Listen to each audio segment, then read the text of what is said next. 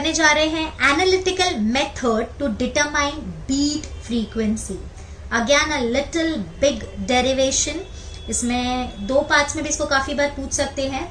इसमें आपको खाली पूछ सकते हैं बीट फ्रीक्वेंसी, जो हम आगे पढ़ने वाले हैं, या आपको पूछ सकते हैं इक्वेशन ऑफ बीट्स। तो हम पहले इक्वेशन निकालेंगे, उसके बाद हम बीट फ्रीक्वेंसी निकालेंगे। तो यहाँ हम क्या कंसिडर कर रहे हैं कि दो साउंड वेव्स हैं, दोनों का एम्पलीट्यूड बिल्कुल सेम है, लेकिन उन दोनों की फ्रीक्वेंसी में थोड़ा सा डिफरेंस है।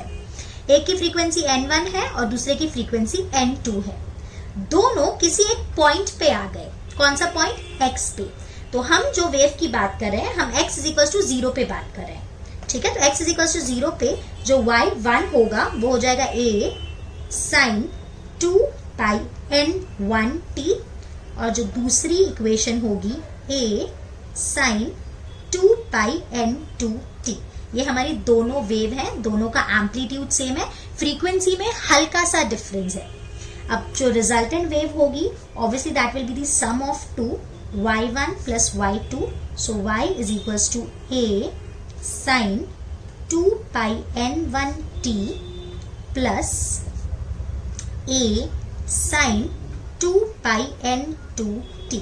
अब इसमें हम कौन सा फॉर्मूला लगा रहे हैं? आप लोग ने ऑब्वियसली स्टेशनरी वेव वाला इक्वेशन देखा है, वहां पे हमने जो लगाया था sin c plus d वाला, वही हम यहाँ पे लगा रहे हैं। तो अगर मैं सब्स्टिट्यूट करती हूँ तो y = 2a sin, पूरा लिख के बता रही हूँ आपको, 2 n1t plus 2 n2t by 2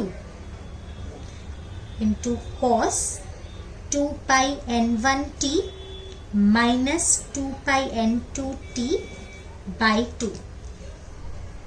okay, तो ये क्या हो गया? y = 2a, जो cos वाला टर्म है उसको हम पहले लिख देते हैं, cos 2 t भी कॉमन निकल सकता है, तो वो भी कॉमन निकाल लिया। ये हो गया n1 minus n2 by 2, और यहाँ पे भी अगर हम कॉमन निकाल ले तो sin 2 t कॉमन निकल गया, n1 plus n2 by 2।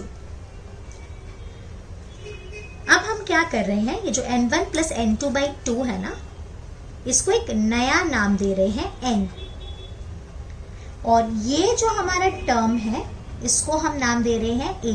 बिल्कुल पहले जैसा स्टेशनरी वेव, अगर आपने उसका इक्वेशन देखा, काफी हद तक वही डेरिवेशन है, थोड़ा सा ऑब्वियसली अलग है, एकदम सेम नहीं बोलेंगे। वहां पे फ्रीक्वेंसी सेम थी, डायरेक्शन ऑपोजिट था, एम्पलीट्यूड सेम था। यहाँ पे एम्पलीट्यूड सेम है, फ्रीक्वेंसी अलग अलग है।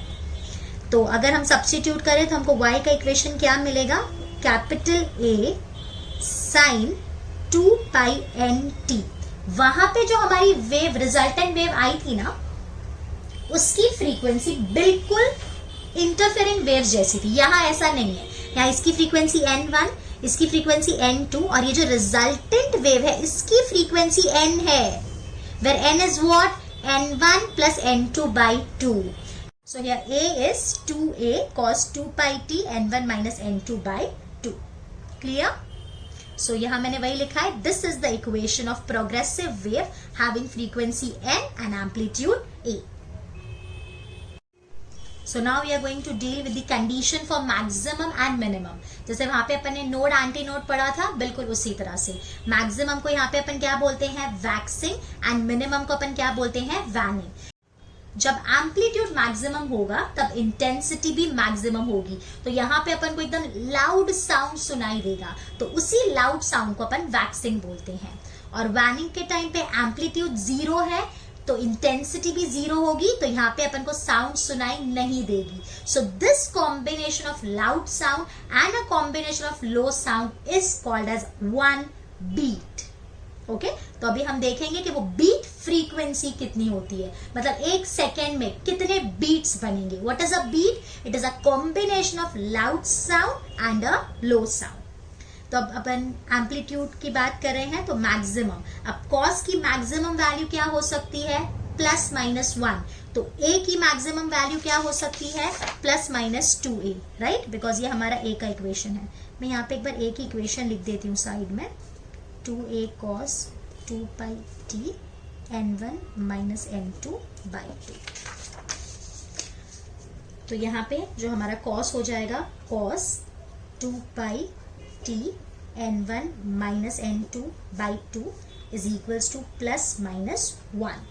तो ये 2 और ये 2 काट देते हैं, सो pi t n1 minus n2 is cos inverse plus minus 1.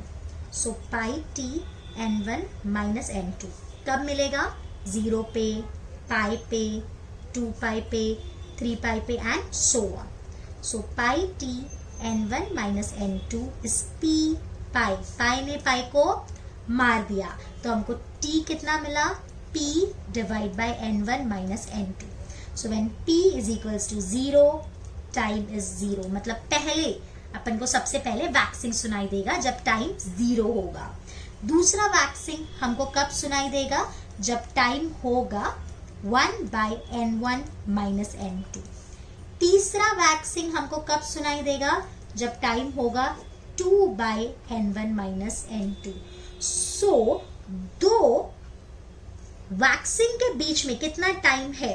So time interval between two waxing, तो सब्ट्रैक्ट कर दो। 1 by n1 minus n2 minus 0 is 1 by n1 minus n2। तो हमको कितनी फ्रीक्वेंसी मिली? So frequency of waxing is 1 upon t, so that is n1 minus n2। मतलब हमको एक सेकेंड में कितने लाउड साउंड सुनाई देंगे? n1 minus n2। Clear? Great. Next हम बात कर रहे हैं मिनिमम एम्पलीट्यूड। मिनिमम एम्पलीट्यूड मतलब वैनिंग। सो a is 0, तो यहाँ पे हम डाल रहे हैं cos 2 pi t n1 minus n2 by 2 is equals to 0। ये 2 कट कर देते हैं। सो pi t n1 minus n2 is cos inverse plus minus 0। Plus minus की जरूरत ही नहीं है, नहीं लिखते हैं, चलो खाली 0 लिखते हैं। तो ये हो गया pi t n1 minus n2 is equals to pi by 2, 3 pi by 2, 5 pi by 2। बिल्कुल सिमिलर लग रहा है। इसके लिए स्टेशनरी वेव वाला डेरिवेशन और बीट वाला साथ साथ में करना, 2-3 बार प्रैक्टिस करना, दोनों भी हो जाएगा। अब so pi t n1 minus n2 is equals to 2p minus 1 pi by 2। Pi pi cut गया तो t की वैल्यू मिली 2p minus 1 by 2 n1 minus n2। यहाँ हमारा p जो है वो 1 से शुरू होता है, ठीक है। तो अगर p की जगह हम 1 डाल देते हैं तो हमको t क्या मिल रहा है? 2 minus 1, that is 1, so that is 1 by 2 n1 minus n2। p की जगह अगर हम 2 डाल देते हैं तो 2 into 2, 4 minus 1, so this will give me 3 by 2 n1 minus n2। अगर p की जगह हम 3 डाल देते हैं तो ये 3 into 2, 6 minus 1, 5 by 2 n1 minus n2। अब किसी भी दो वैनिंग के बीच में टाइम पूछा, सो time interval between two vanning is 1 by n1 minus n2। कैसे आया? 3 by 2 n1 minus n2 minus half n1 minus n2 will give me 2 by 2 n1 minus n2, that is 1 by n1 minus n2। So frequency of vanning is 1 by t which is again n1 minus n2। तो एक second में कितने वैनिंग्स होंगे? n1 minus n2। एक second में कितने waxing होंगे? n1 minus n2। तो ऑब्वियसली जो बीट फ्रीक्वेंसी है it is a combination of 1 waxing and 1 vanning, so beat frequency capital N is also n1 minus n2। मतलब हमको कितने beats सुनाई देंगे एक सेकेंड में, that is equal to the difference in the frequency। A human ear can hear maximum 10 beats per second, उससे ज्यादा हमको सुनाई नहीं देगा। ये भी आपको MCQ में वो लोग पूछ सकते हैं। A little big derivation. Again and again I am repeating, please write this and practice. Thrice, only thrice, this is it. And then see, boards में एकदम मस्के की तरह आपके लिए हो जाएगा। Clear? Thank you.